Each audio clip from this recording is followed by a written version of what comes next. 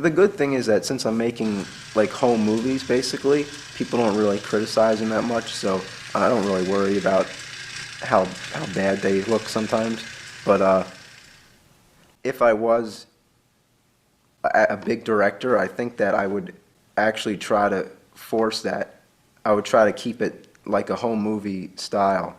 I don't know if the general public would pick up on that though, but I think that would be a good thing to try, and I think that should be something I should strive for. I should try to get that out there. Every single piece of media has a story to tell. Whether it's a book, a movie, a game, a song, or even a web video like this one, there's always a certain kind of effort put into it, whether they turn out good or bad. My home is filled with books I'll probably never read, movies that I'll never see, and games that I'll never play. At least that's something that I've told myself for the longest time. So if you'll indulge me, this is Quandary Break.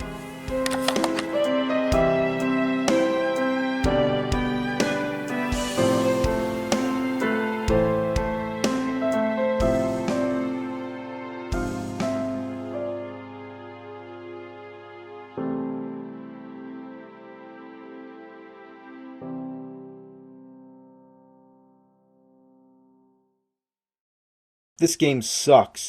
If you're watching me, you know exactly who the Angry Video Game Nerd is. The Angry Video Game Nerd is a character created by James Rolfe. The nerd is a man with a taste for Rolling Rock, beer, and a hatred for all of the games that tormented his youth. He'd make episode upon episode of playing through the games and berating them with cursing, scatological humor, and of course, anger. Cowabunga.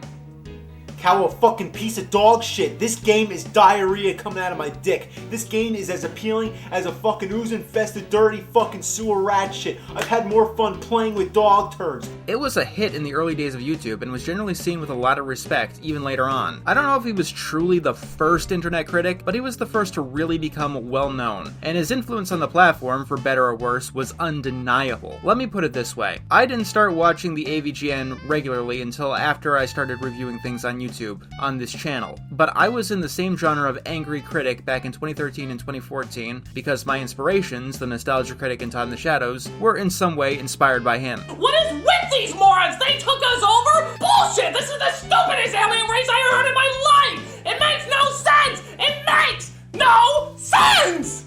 Whether it was those who took influence from the nerd, those who were parroting the nerd, or those who were blatantly ripping him off, his monumental influence was undeniable.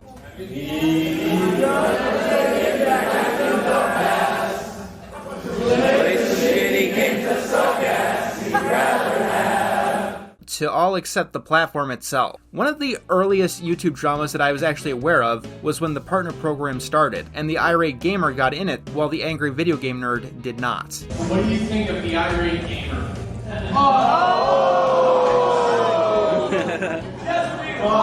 Answer as quickly as I can.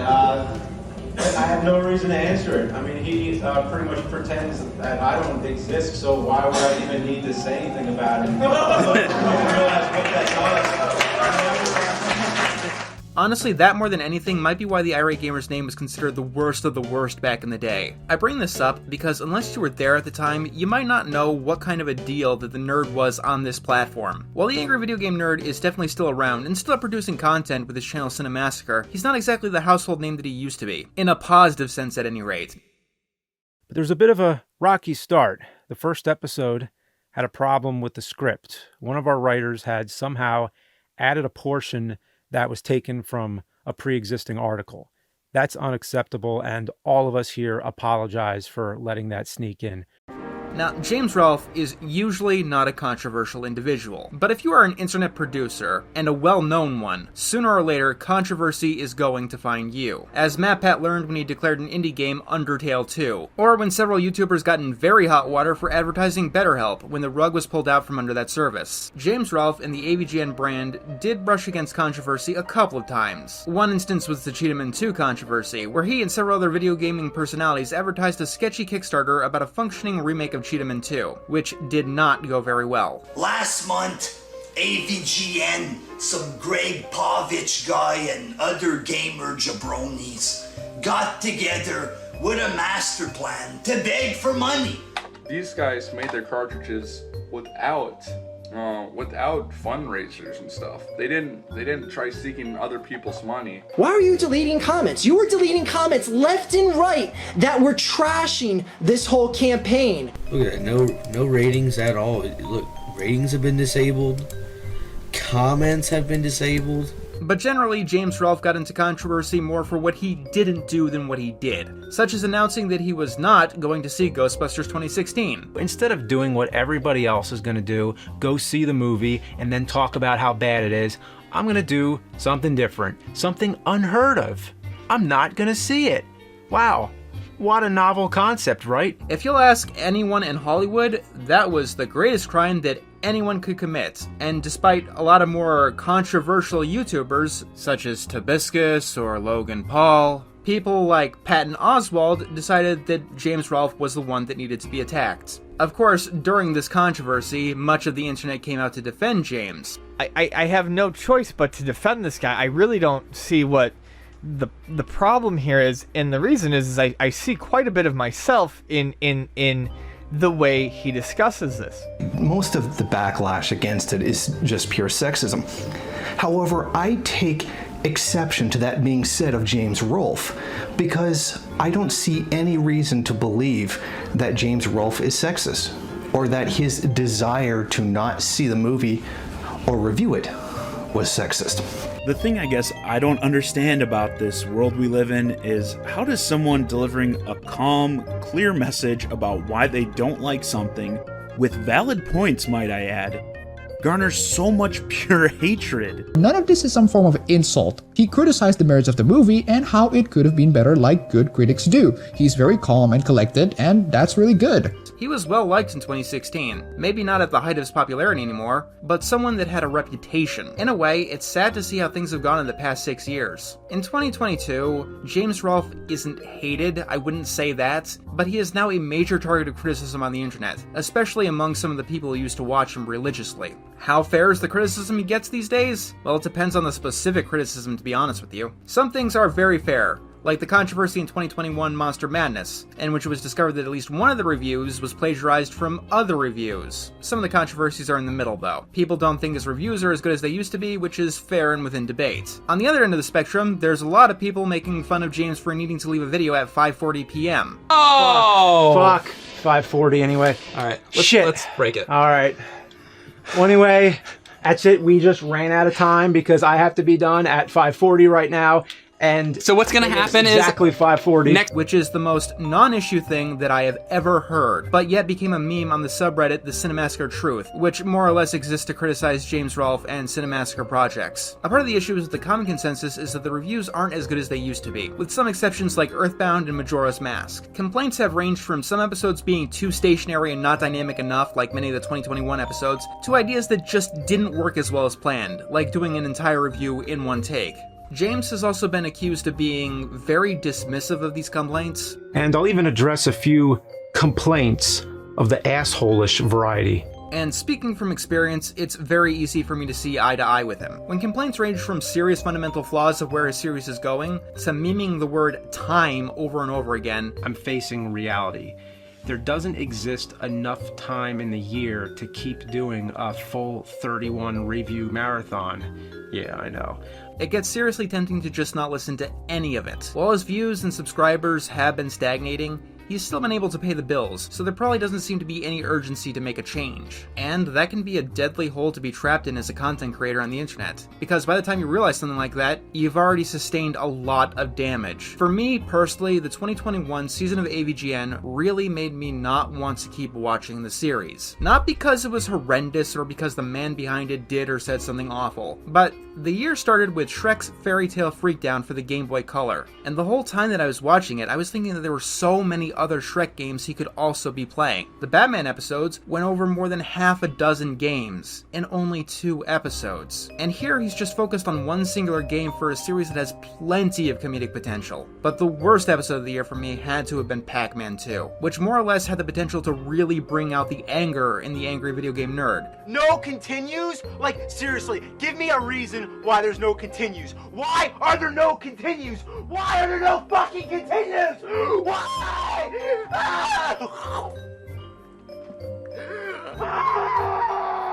as that game more or less existed just to make the player angry. But the episode was over before it even began. Is it a shitty game? Well, sort of, but sort of not. It's different, it's an acquired taste, it's a radical jump from the fast-paced, simple maze games we all grew to love, so maybe if they just didn't call it Pac-Man 2, it would have gone over a lot better. The 2021 episodes come across as complacency. Not laziness per se, but just doing the thing that's expected of you to get a paycheck. And that's probably why Cinemassacre has stalled, and a lot of his former fans have turned on him in some of the worst ways. In internet content creation, complacency kills you. However, it is easy to see why James Rolfe might be so complacent. Sometimes showing ambition has helped him a lot. Even the haters defend the Earthbound and Majora's Mask episodes. Hey nerd, I'm your younger self. Wanna play some E.T.? Fuck no!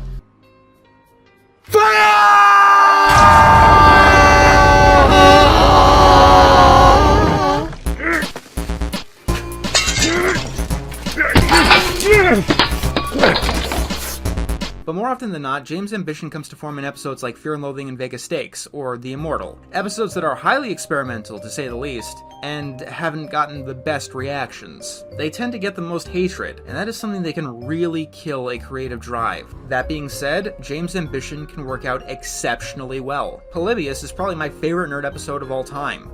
I can't stop playing this fucking game!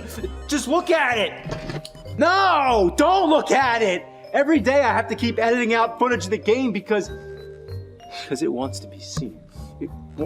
It fucking wants to be seen.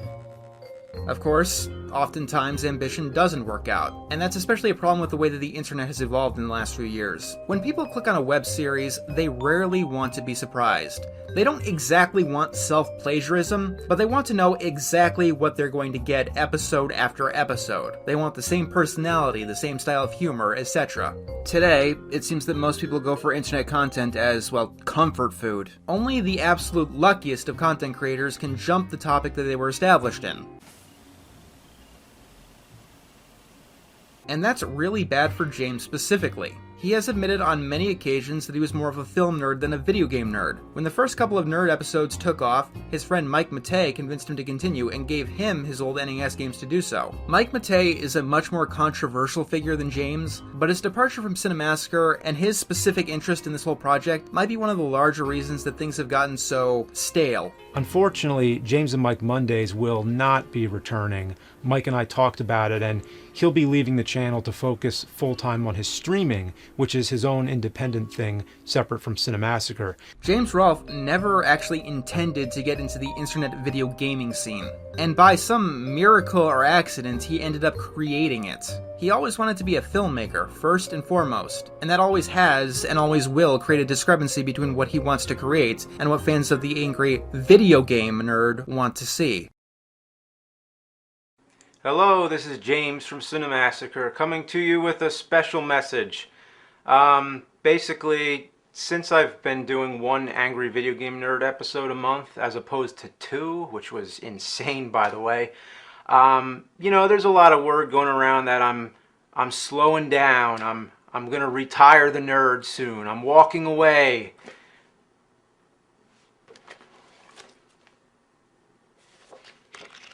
This is the script to the Angry Video Game Nerd movie. In 2010, James Rolfe released this video, stating that the nerd would be in a major motion picture based on a script that he wrote in 2008, and had been toying with since 2006. He was very vague about what the movie was actually going to be about. He did say that there was going to be a video game review, but it wouldn't be a 2-hour video game review, and that it was also about a character finally going out into the world. Yes, there is a game review in it. But you see, it's a movie about game reviewing, very much in the way that Rocky is a movie about boxing. But the whole movie's not a boxing match, it's about the character. The next time we heard about this was in 2011 when James announced an Indiegogo so the film could be independently funded. Doing so is probably the most controversy that James has ever stepped into. Back in 2011, crowdfunding was not what it was today. For starters, Patreon didn't even exist. Speaking of which, the link to mine is in the description. If you really like videos like this, I could really use the help.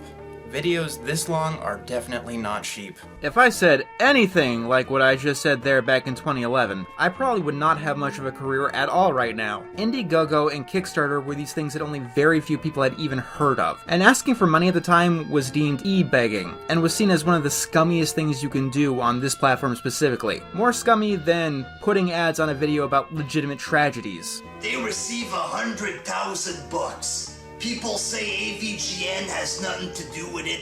Bullshit, he's gonna make profit off of this. They were asking for 60 grand, so why do they need an extra 40,000? You can fucking bet that AVGN is gonna pocket a shitload of this money. Not helping matters was that this Indiegogo trailer was not very good. In both of these videos, James sounds very out of breath. We thought before that only a portion of the budget would be fan donated and the rest of it would all come from investors, but now it seems that this whole thing could be totally fan supported, and that would ensure that we would have 100% creative control over the project. I understand he's nervous, but this sounds way too off the cuff. I understand that I'm saying this with a decade of hindsight, but once again, James was very vague about what the movie was actually going to be about. The Indiegogo page gave a very brief synopsis, but that was about it. Made today, an Indiegogo trailer of this caliber wouldn't even get 1/10 of its budget. But because this was new, and the AVGN was one of the most popular guys on the platform, this Indiegogo was funded several times over. Due to the vague details of the announcement, as well as the general distrust for crowdfunding at the time, the more cynical side of the internet accused James of pocketing the money. The movie getting delayed to 2014 definitely didn't help matters either, but it was eventually made, and now here I have it. And I still don't know what I'm looking at here. So you got an artistic rendition of the nerd holding a controller, running like he's trying to stop his mom's priceless vase from breaking on the living room floor. Then on the other side you got a bunch of people who have never been seen in the show. 3 of them look like they're drawings, and this bald dude looks like he's taking the worst shit of his life. Meanwhile, the 2 women here look like they just used photos for no reason. One of them is holding an SMG with one hand because that's how firearms work. There's a van being chased by an army Hummer through a desert with a broken Area 51 sign. Since the nerd is also running through this desert, I have to assume that they're RC cars, or he's just become giant somehow. Then you got army guys with tin can robots behind them, and zombies. A jet fighter flying over this thing. And is that Sinistar in the background there? This cover has information overload, more than you'd see on any other movie. And yet, just looking at it, I still don't know what this movie is about. Like, can you figure out what this movie is about just from the cover alone? Maybe the back would help. For reference, here's the back of a standard movie. This is the back of the film Finding Forrester. About 70% of the back is used for technical stuff like the ISBN number, the special features, production info, the MPAA rating, that kind of stuff. Despite all of this, they're able to fit in 160 words of film description. If we ignore the first paragraph up here, the one that just tells us about who's in the movie, it's about 78 words, but it tells us exactly what the movie is about, including its inciting incident, and the overall theme of the movie. This is the back of the Angry Video Game Nerd movie. About 40%, liberally estimated, is used for the technical stuff. Despite this, we only get a paltry 77 words, and it says even less with them than Finding Forrester did. You know what, let's AVGN style. We'll start at 100 and minus 10 points for every flaw that we find in this description. Based on the hit web series of the same name, Angry Video Game Nerd the movie follows a disgruntled gamer. So the Angry Video Game Nerd follows an Angry Video Game Nerd. Good to know, minus 10 points. Also, based on the series of the same name. First of all, the series is not called Angry Video Game Nerd the movie, and I think that anyone who'd buy this movie knows that it's based on the series, minus another 10 points. Hilarity ensues. Oh, thank God we finally got a genre. This movie is a comedy. A simple road trip becomes an extravagant pursuit of the unexpected. This sentence means nothing. Literally nothing. It could describe Aladdin or Fear and Loathing in Las Vegas, minus another 10 points. This film is low budget. This sentence comes off as more as priming than anything else. It's like if I said I didn't have too much time to work on this video specifically. We didn't have a lot of money, so please don't be too harsh on us. That's another 10 points. And independent. If a movie is independent, it is assumed to be on a low budget, minus another 10 points for redundant details. Made without any major studio involvement, also redundant. That is what independent means, minus another 10 points. Completely fan-funded, made by fans, for fans. Another redundant sentence, minus 10 points. That gives us a score of 30% or an F. I know I'm going on about this, but the back is stretched out like a college essay struggling to hit a word count, while still saying nothing and only coming out to a paltry 77 words. So I guess without further ado, let's see what we actually have here. The Atari 2600 was the pioneer in home video game systems. It created a cultural phenomenon, but most importantly, a ripe industry gaining billions of dollars. Atari's success and brand loyalty was so strong, they were able to produce games as cheaply and quickly as possible. But in 1982, it would all come to an end. The Angry Video Game Nerd movie is a difficult film to critique for more than just its quality. The movie is a very flawed endeavor. There are problems with the editing, the writing, the effects, the acting, the cinematography, and the plot. But the movie wants to give off a low-budget vibe. It does want to stay true to the Cinemassacre style, which has been popularized on James' website. When other YouTubers make big-budget movies such as Fred or Smosh, they at least want to make a typical Hollywood movie. The intent is to have something that would blend in with the rest of cinema. James' movie, at least at the time, was something that he himself wanted to make with no studio involvement or corporate meddling. This means that the movie could be, for the most part, anything that James wanted. Making movies has been my life mission, and that the Nerd series was a side project, or at least at the time it was, and what do you know, it exploded and it took on a life of its own. So, since 2006, when the Nerd series became popular on YouTube, one of the first thoughts on my mind was, how do I turn this into a movie? If nothing else, it is unique when compared to other YouTuber movies for that reason alone. It's also really bad for that reason alone. Critiquing this movie is a daunting task because on some level it's hard to know what problems were intentional. There are some cheesy effects, such as cars that are clearly toy models, bad green screen effects, and these YouTube-style overlays that probably don't belong in a theatrical film. And these things are all obviously more or less intentional. It'd be pointless to critique the movie for these things. When Mick Butters disappears into nothing towards the end of the film, it's clearly done intentionally. It's a reference to Teenage Mutant Ninja Turtles 3, and it fits here because James has critiqued this scene multiple times both in and out of character as the nerd. I'm really stunned. Like, why'd they do this? They couldn't do a special effect for a splash, but what they could do is make him implode.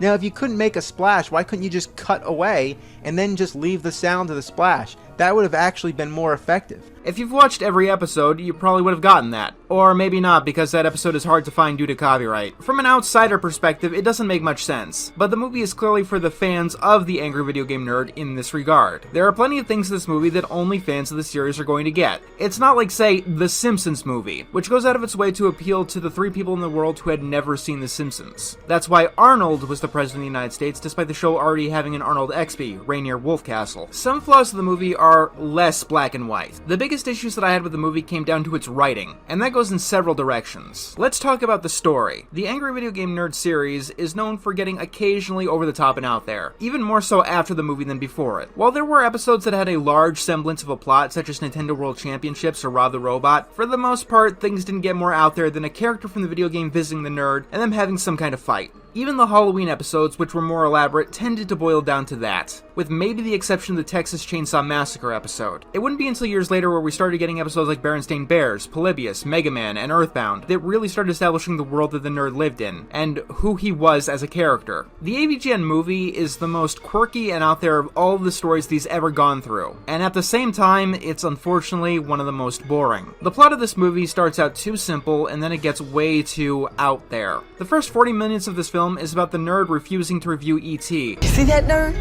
They're making E.T. too. That means you're finally gonna review the original Atari E.T., right? Cooper, this is too much to comprehend. And no, I'm never reviewing E.T. You should review E.T. No. Should you review E.T.? I think you should review E.T. Yeah, come on, nerd. Review E.T. for all the fans. No. I can't. I physically can't play that game. It caused me so much torment as a child. I'd rather quit reviewing games permanently. Before finally deciding to go to the Atari landfill to disprove the myth once and for all. Then he starts getting chased by the American government, finds a crazy guy who shoots at them. Read the sign! You're never gonna take me alive, you no good goddamn gumshoe son of a bitch! And then we're talking about aliens and space tinfoil. And then... I'm gonna break into Area 51. I'll rate something about it at 6:30.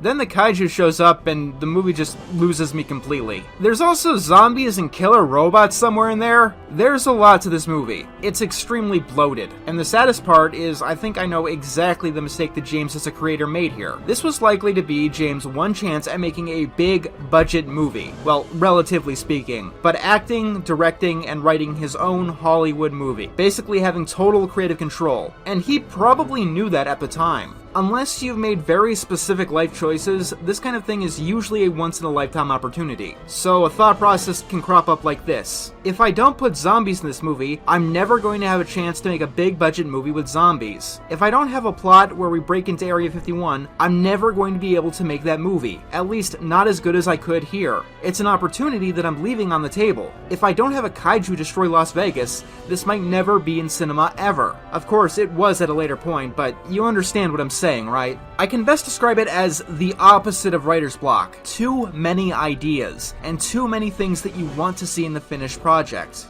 When it comes to something like a YouTube web video or a book or even a song, a creator tends to learn that not everything fits together neatly. You can't put all of your interests into one project because they often end up going against each other. For example, maybe I want mafioso fairies in a cyberpunk world with stories about the nature of what is sentience with themes about prejudice. But all of that can't really fit into the same work at the same time. Now, you can absolutely have more than one of these things, and that can make something refreshing. But to do them all in one single project bloats it and everything suffers. Breaking into Area 51, a road trip, the Atari landfill story, meeting a crazy guy on the run from the government, zombies, a kaiju fight dealing with the apocalypse. All of this would be a lot for a 10-episode miniseries. And this is a 2-hour movie, which is very long for a movie. Like, not just an independent movie, but a movie in general. Like, it's hard to remember this in a world with Avengers Endgame and The Hobbit, but the most popular running time of a movie is about 100 minutes. About an hour and a half, including credits. The movie really suffers as plot points are dropped in almost randomly. Like, at one point in the movie, the story just stops for Cooper to go on talking about flat earth theory, and then we learn about a kaiju that can destroy the entire world like out of nowhere. It has nothing to do with anything at the time and is completely ignored until the climax of the movie. And if you're wondering, I'm not even going to try to pronounce the kaiju's name because James can't pronounce it either. And I said, who would be worse than Satan, James? And James would say, I don't know, Death Morskis. And I'm like, what? Death what? And he says, Death Morskis. And I'm like, Death what? Death Morskis. So now we're talking about Death Morskis, who...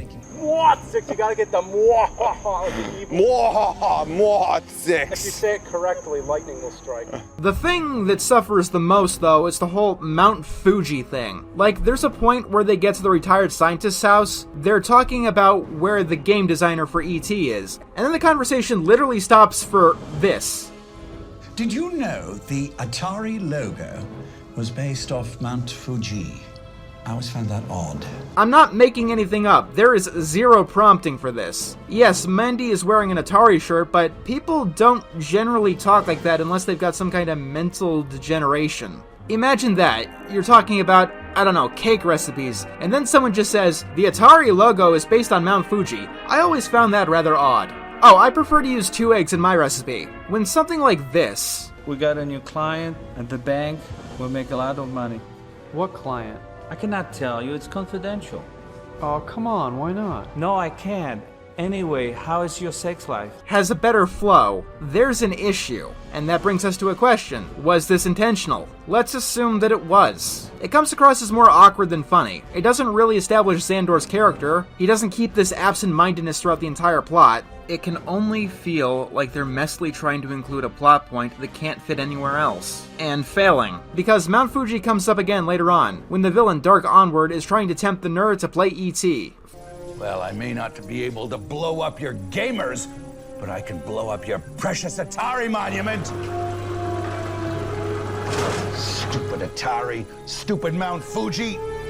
For those who don't know, Mount Fuji was only mentioned 3 times in the entire film before this, and you saw 2 of them. The other time is when Cooper says that the kaiju lived under Mount Fuji, something that the nerd didn't even believe in. I would say that Dark Onward has no reason to know that the nerd cares about Mount Fuji, but nowhere in anything is it established that the nerd has ever given Mount Fuji a singular thought in his entire life. Like, I just have to assume that this is something that this guy just does. Oh, if you don't get out of my parking space, I'm gonna blow up Mount Fuji. If you don't give me my scoop of ice cream for free, I'm gonna blow up Mount Fuji. Like, I can really only assume that Dark Onward has been planning on blowing up Mount Fuji his entire life and just was waiting for an excuse, no matter how nonsensical. The commentary track does reveal some issues behind the film. James goes on and on about how he doesn't want to reveal things too early, and that's something that you can also see in the actual movie announcement and trailers. person to design in 5 weeks. It's bullshit. That's exactly what you say in the video.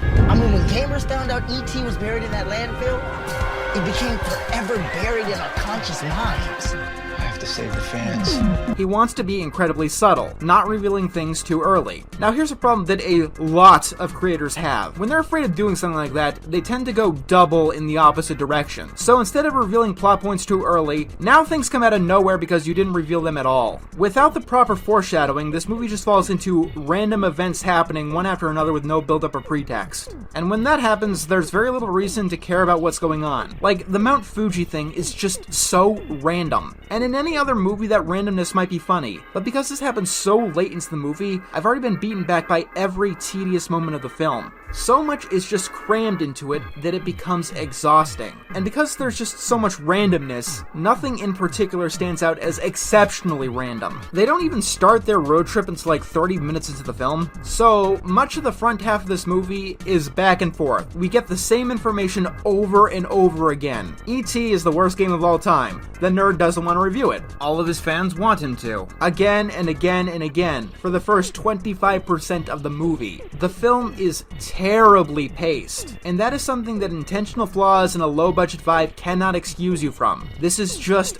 bad writing. I didn't even mention the zombies because they appeared in a dream sequence that didn't need to be there. The dream sequence just establishes that the nerd is distraught that people are going to be playing E.T. if he reviews it, something that was more or less established in the game store scene. But it's here because James really wanted zombies in his movie. This is what happens when you put everything into a film. You get nothing more than a slog. Not every flaw of this movie is so excusable or understandable either. Even a movie that takes place in a ridiculous world needs to have some kind of consistent internal logic. It can't contradict itself, and this movie does it right out of the gate. The game store scene, I can say, should not have been in this movie at all. In this film, the nerd is seen as this huge celebrity. Like, not even PewDiePie gets this kind of attention in real life. Hell, not even Logan or Jake Paul gets this kind of love and attention. And they were actually real celebrities that got kicked out of Hollywood. The entire plot of this movie is about a company trying to get the nerd to basically sponsor and review their newest game. Like, he's the biggest thing that ever hit the internet. So please tell me, why is he working a minimum wage job at GameStop?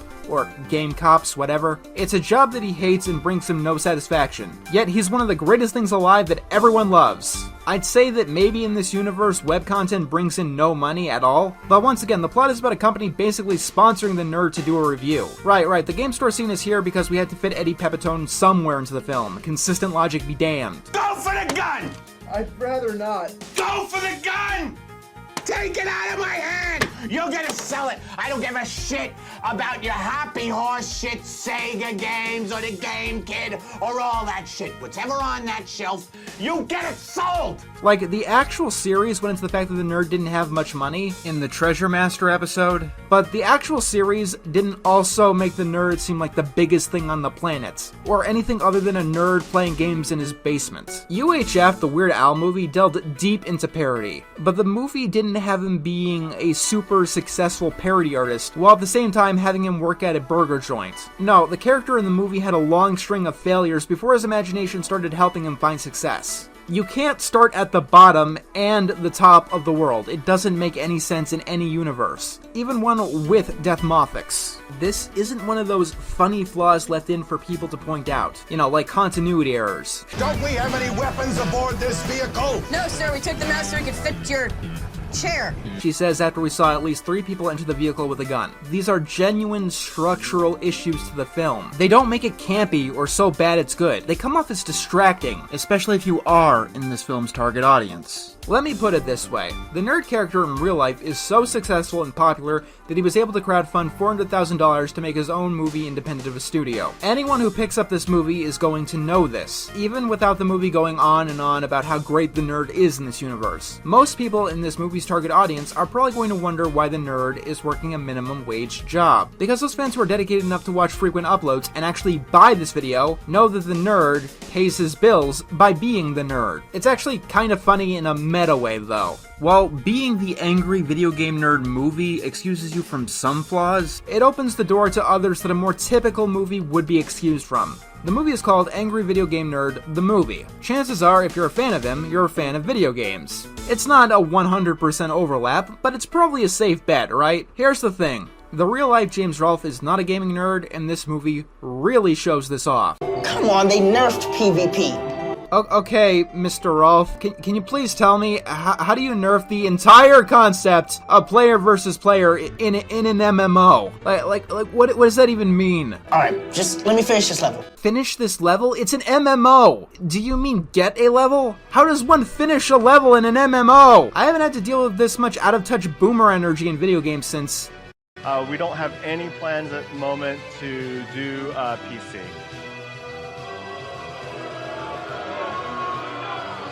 Do you guys not have phones? Yeah, you guys all have phones, right? Yeah. Now, I don't know if you'd call me a video game nerd or anything. I mean, I've played video games long enough to pick up on this kind of stuff. Like, for one, I know that a GameStop doesn't sound like an 80s arcade. Okay, let's go to work. You should kill that guy. See that guy right there? That's me. They say as they play the Atari 2600 with the sound effects of the arcade version of Donkey Kong, which does not have cooperative play. James grew up with this game. But I can't sell people games that look this unbelievably bad. The criticism towards the generic shooter trend wasn't that they were glitchy or buggy or absolutely god-awful, but just that they were generic and they were everywhere and they didn't do anything special. It'd be like him calling some random open-world game unbelievably bad now, instead of a modern-day infamous one like Ball and Wonder Worlds. At the time this movie came out, though, it was motion-controlled games that were getting the brunt of the hates. Star Wars Kinect being one of the worst games released at the time this movie began production in 2012. It's one thing when some random Disney Channel movie does this kind of thing, have someone randomly pushing buttons on a controller, but this is the angry video game nerd movie. And there's an expected understanding of the medium that's just not here. I can understand it. In real life, James is a cinema buff. Much of the film has references to a wide array of movies. In the commentary track, James keeps bringing up how a certain scene was inspired by this movie or that movie. The TMNT reference is the most obvious, since the nerd actually reviewed it, but there's references to Caddyshack, Mad Mad Mad Mad World, and of course, Revenge of the Nerd. Which would be fine if this was the angry movie nerd movie, but it's not. And to be really frank, a movie cannot exist on direct references alone. Even the great spoof movies like Airplane or Young Frankenstein go beyond just reference jokes. To be fair, the movie does try out several types of humor. Oh shit! Faster! Come on, faster! Faster! Yeah, faster! You gotta take it easy on me, okay? Oh shit! I normally don't do it on the pad. But the movie only rarely gets anything close to a chuckle. I would say that they should have spent more time polishing this stuff. There was metallic debris all over the desert. Or debris. No, it's debris. Well, there's an S. Why isn't it pronounced debris? A greater mystery than this. But they've been working on the script for 5 years before they even launched the Indiegogo trailer. From a creative standpoint, this is why comedies are like just the worst to work with. Like, if there's one piece of advice I can make, during your first production, do not make a comedy. What'll happen is that you'll write a joke and maybe you'll laugh or maybe you won't. But in a project like a movie, you're going to be seeing this joke again and again, for years on end. No joke of any kind is going to be funny for years on end. Two things could happen. One, you could entirely lose faith in what you've written, forget why you ever thought it was funny in the first place, or you could just ignore that feeling and maybe have faith that a truly bad or out-of-date joke just works and holds true. Take it from a guy who knows. There are a lot of genres and types of work that are a pain in the ass working with over any length of time, and many of them have problems. For instance, when this movie was being made, zombies were the hottest thing in the world. By the time the movie came out, though, the zombie fad had passed us by and was looking incredibly tired and passé. But comedies are just the worst in this category. I'm stalling, because we have to deal with the fact that this is the most sexist movie that I have ever seen in my life. Let me be as clear as I can. I am one of the farthest things from a Twitter or a Tumblr dweller. I usually don't really get offended. I usually don't mind edgy humor. I'm not wearing any panties. It's the worst kind of offensive humor. 2012 internet offensive humor. When people thought that just being sexist or racist or whatever was funny simply because it was edgy. Now I thought I could get through this without objectifying myself in a sexy catfight. The movie constantly has this problem, and it is utterly shameless with how disgusting it can be in this regard. Would you sign my breast? It is the one type of humor that the movie is consistent with throughout, even though a lot of these jokes are bad for edgy, sexist jokes. My God! Did you see the size of those melons? Take a note, McButter. Take a note and do what? What is she supposed to do? Grow bigger breasts? I'm so pissed off at this line, I barely noticed that there was no melons of any kind in the fruit stand that they ran over. Like, the crux of the nerd's oath is this. Nerds before birds, right? Nerds before birds. Nerds before birds. If you don't know, bird is a slang term for a woman that was used in, like, the 60s, like, before chick. It even unfortunately made it into the movie's theme song.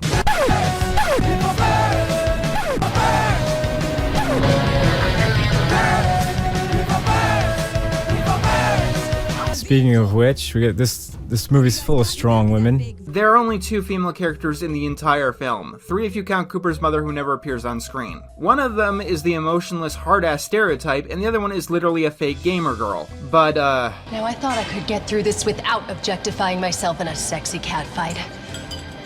But it looks like that's impossible now. This conversation means that this movie technically passes the Bechdel test, so I guess that's okay. I am honestly surprised that this movie didn't come to bite James in the ass during the Ghostbusters 2016 controversy. Like, it is a damn miracle that it didn't sink him completely right there and then, just due to the movie's existence. Now, don't get me wrong, I do not think that the actual guy is sexist.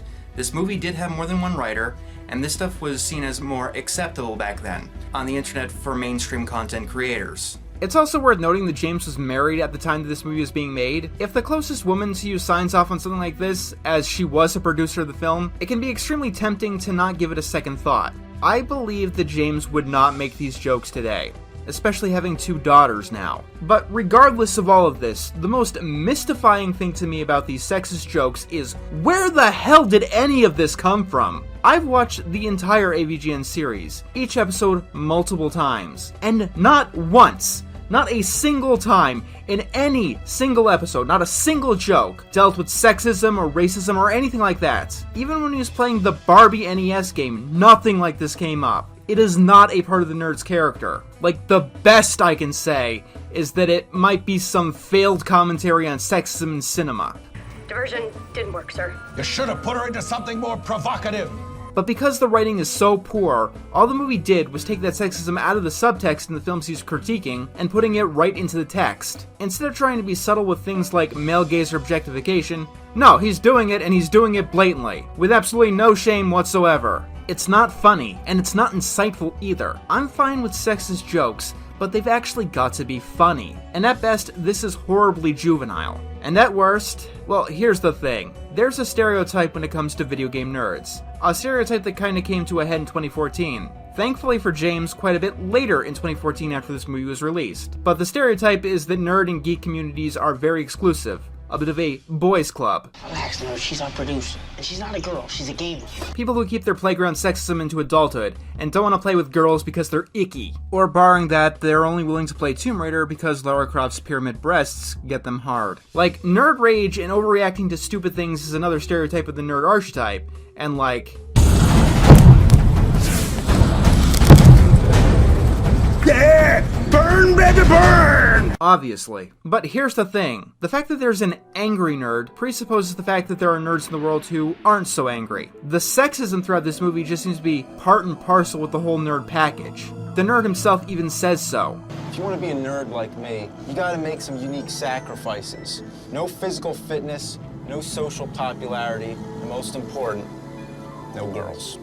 Honestly, one of the worst parts of the movie overall is how badly it understands the character and the concept of the nerd himself. The main crux of the film is that the nerd is shocked and appalled that other people are playing terrible games that he's reviewed, and he's frightened that the same thing is going to happen to E.T., the game that is apparently mentally scarred him for life, and the nerd must protect his fans from these awful games. Pardon me, but I don't think that's what the nerd character is about, or has ever been about. Go back to some of the earlier episodes, like Karate Kid. Now, the only comforting thing to know is that everybody seems to share my frustration. The nerd's character has always been about retribution, getting revenge on these old games that have tormented everyone's childhood. He's said that repeatedly.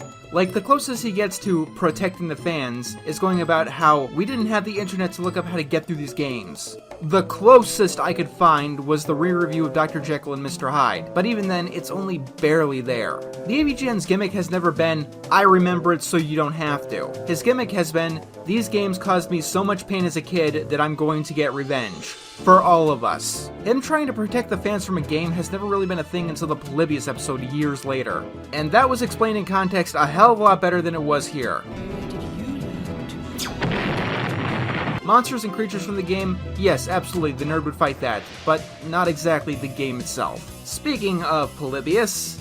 Wouldn't this be a better world if people told the truth? That episode makes this movie very weird in hindsight. You see, that episode was about the nerd trying to keep the content of a game he thought might have been dangerous a secret, and when he finally did break and try to show it, it was considered a failure. In this movie, showing the world the truth of the ET game is seen as a good thing. The movie continually underplays who the nerd is. Like in every scene, he's trying to play the straight man to a weird and wild world. He's the straight man to Cooper's zany, over-the-top conspiracy theories, to the government goons, to the alien. But here's the thing. The nerd is not a straight man, and he's never been one. Technically speaking, in the episodes, the game is the straight man. It doesn't give a shit what the player does, or if the player even likes the game. It's a game. The crux of the humor of the Nerd series, at least before the movie, is that the character keeps getting angrier and angrier at something that in the grand scheme of things doesn't really matter. Like, that was the original joke of the Nerd series that a lot of his ripoffs and derivatives seem to have forgotten. The joke was that he was yelling and shouting at a 20-year-old game like something was going to happen because of it. The worst cases come from when it looks like people who made the movie haven't even watched the Nerd series, let alone made it. Nerd, I've seen your videos. I know you are a frank and honest man. Yes, the man who beat up Bugs Bunny and then shit on him for no reason definitely strikes me as a frank and honest man. It doesn't help that the actual Nerd episodes, even by this point, have misremembered things or gave out factually incorrect information in certain reviews. I don't like what this game review is turning you into. What, you mean the nerd character who basically stole and destroyed Pat's Nintendo World Champion cartridges, which cost over $10,000? What that character has turned into? Like, one thing that everyone complained about with this movie was, why wasn't Mike Matei or Kyle Just in this film beyond their brief cameos? Mike's explanation for this was that he was a very bad actor, and that if he were in it, they'd probably still be filming it to this day. Which makes sense on some level. On another level... Do you not know how movies work? It's called casting. Do you think that the only reason that they didn't get the original Ed Wood to play Ed Wood in the film was because Ed Wood is dead? Like, do you think they couldn't have made the movie if Ed Wood was still alive if he didn't want to be Ed Wood in the film? You can hire somebody to play a real live character. That is a thing that you can do. Okay, you couldn't get Mike. You can get someone to play Mike. You know that, right? That is a possibility. No, instead we get Cooper, a Mike Matei stand-in, that looks and acts nothing like Mike Matei and comes out of nowhere if you have any context for the show overall. This isn't even counting the countless missed opportunities in the film. The human brain can't react that fast. I don't know who can pull off that trick. Maybe ninjas that take speed and sit around and play Atari all day. And then they cut to the Ninja Gaiden ninja. Oh wait, no, that's disappointing. It's even down to the smaller things. During the childhood flashback where the nerd opens up E.T., the only thing I could think of during that scene was that kid looks nothing like James as a kid, which we have seen several times in the actual Angry Video Game Nerd series. The only thing that this movie seems to know is that people love the nerd. Everyone in the movie loves the nerd. Even the villains love the nerd.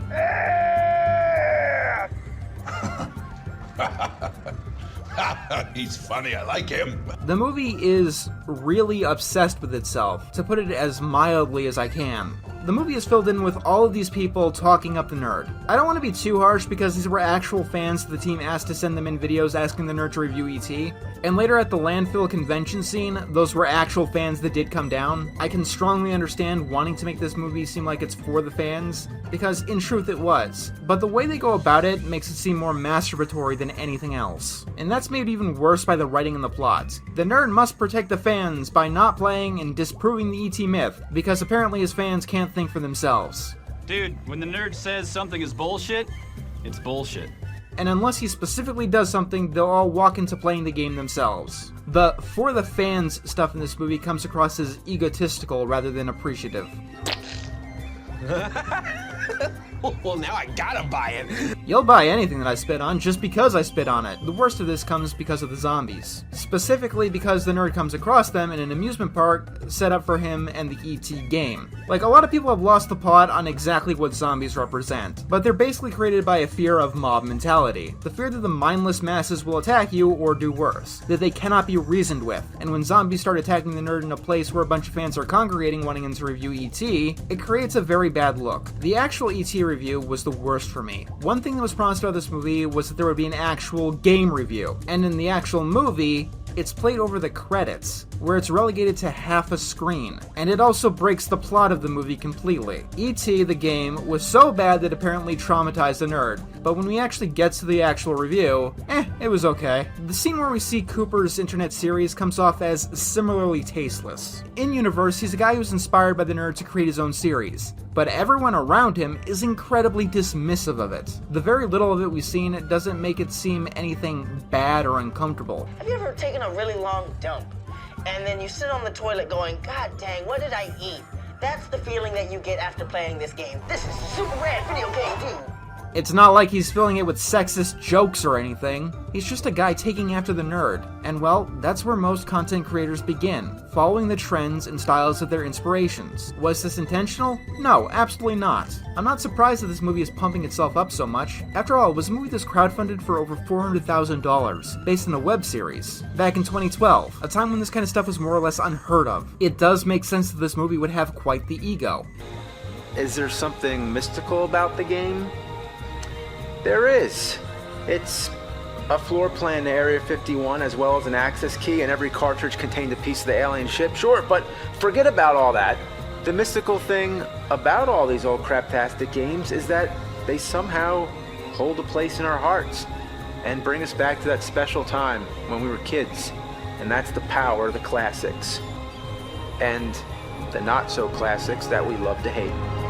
Now, I keep saying that the problems about this movie make sense. So let me be clear here. Just because the murder makes sense does not mean that the murder was excusable. Angry Video Game Nerd, the movie, is a bad film. Any way that you slice it. Not so bad it's good, bad. So bad it's bad. Not for a specific select audience. I personally am in the audience that this film was for. I still didn't like it. As an episode of the Angry Video Game Nerd, it is the worst one. As a movie, it's slow, tiring, and cluttered. A lot of people critiquing James today say that the movie is where things fell apart. That James expected it to become massively popular and help him break into actual mainstream cinema. Let's be real here. This movie goes against everything that is mainstream cinema. Its use of practical effects over CGI for the most part, not being afraid to get cheesy, having an overly complex plot. James made this movie specifically to see things he wasn't getting out of mainstream cinema. The mainstream film industry is like a monopoly with the giant media conglomerates controlling everything. But I hope when this film comes out, it will help pave the way for young independent filmmakers to get their chances to pursue their dreams. I don't think that James ever thought that he was going to create a masterpiece. Even a comedic, silly masterpiece like Shaun of the Dead or Rocky Horror Picture Show. The biggest vibe I got from this film was that it was trying to be one of those cult classic bad films. Most famously, Plan 9 from Outer Space. That gives us an interesting question, doesn't it? Can you intentionally make something so bad it's good? I don't have the answer to that, but surprisingly enough, I found someone who did.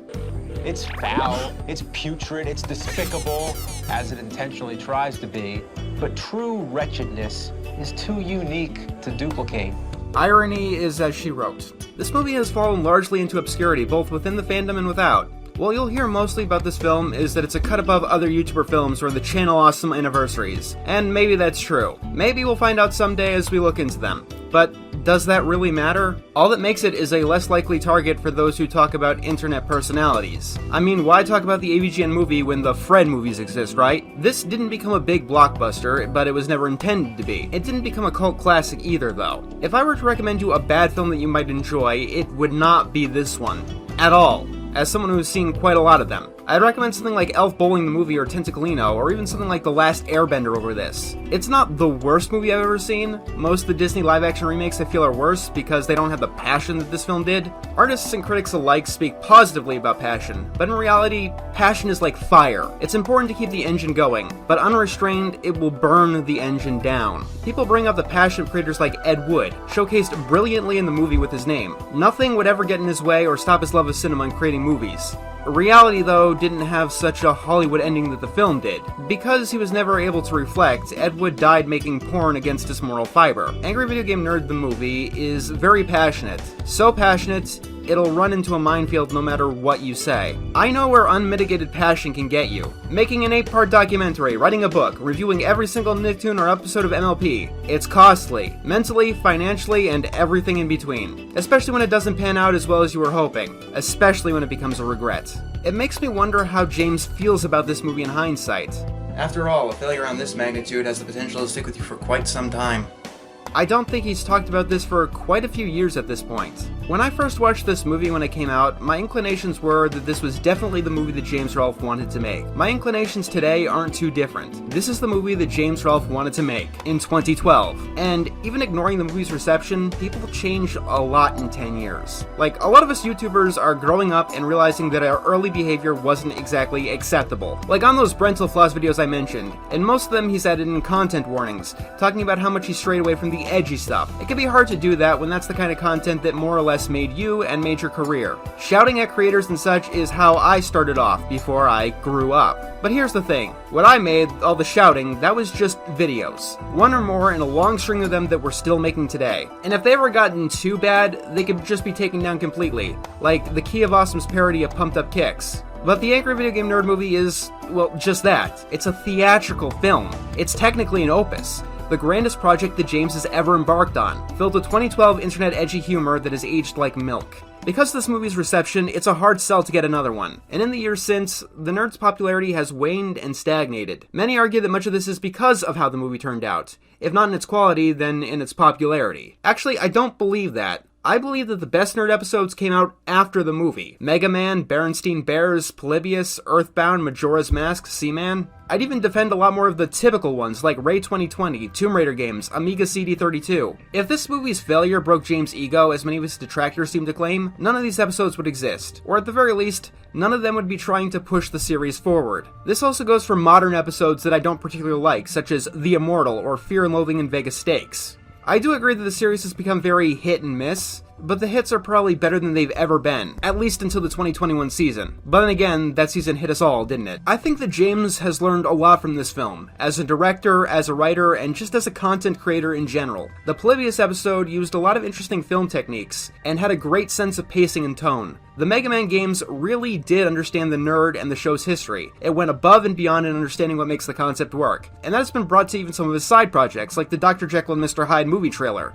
That's one of the best things that James has ever done. The best thing about James Rolfe is definitely his ambition. I'd also have to say that the worst thing about James Rolfe is his ambition. Those are special people that you don't get too much in this day and age, especially on places like YouTube. The algorithms just want you to make the same thing over and over and over again. I think that's why James has been getting more criticism now than ever before. Like, the movie having a sexism problem was nowhere near as big of a controversy as changing the thumbnails to his videos. I think the problem is that he changed things like thumbnails and video titles to be more in line with the typical YouTuber. And as a person, he's not a typical YouTuber. And that's why he's got an audience at all. Back when he started, the popular YouTube thing to do was just vlog. Comedy skit videos in general were rare, let alone an ongoing conceptual series. Personally, I do believe that YouTube has evolved to a point where it goes against its own self-interest. It wants corporate, mass-produced, sanitized work that you can make over and over again. It wants everything to look alike. But what made YouTube popular in the early days, and what makes any web content popular, is that it's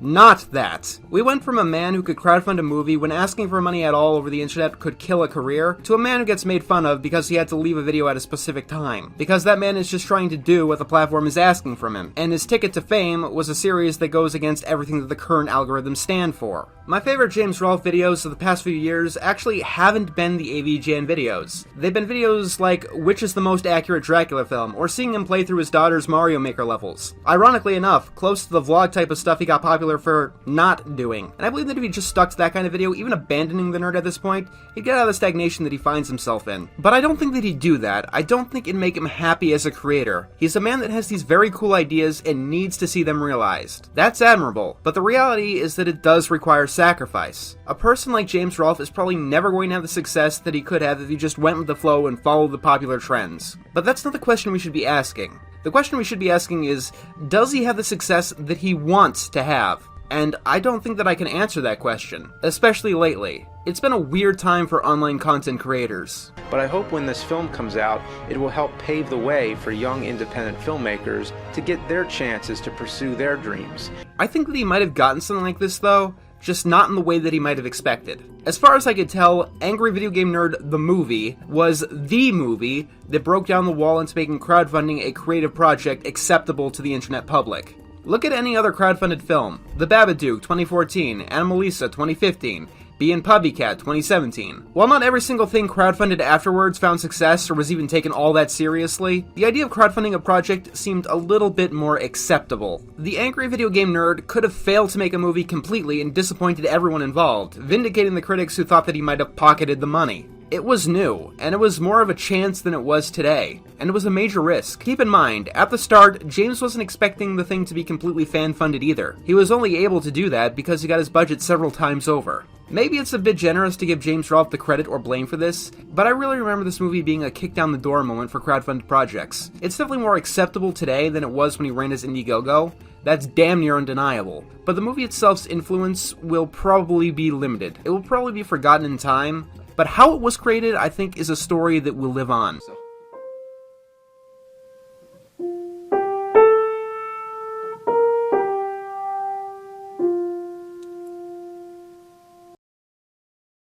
First projects can steer us in better directions. I hope that whatever James thinks about this movie nowadays, he is aware of the importance of what he did. With everything that he did. Not just the praise like the movie shows, but the actual influence that he's had on the internet overall. It's a bad movie for sure, but it might just be one of the greatest movie stories of my generation. Maybe I just want people to look at me like I'm like the life of the party. Or that,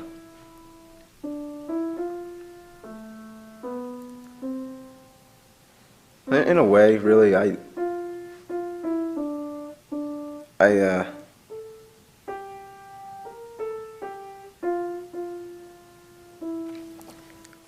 without my movies, I'm nobody really, but I made 100. So.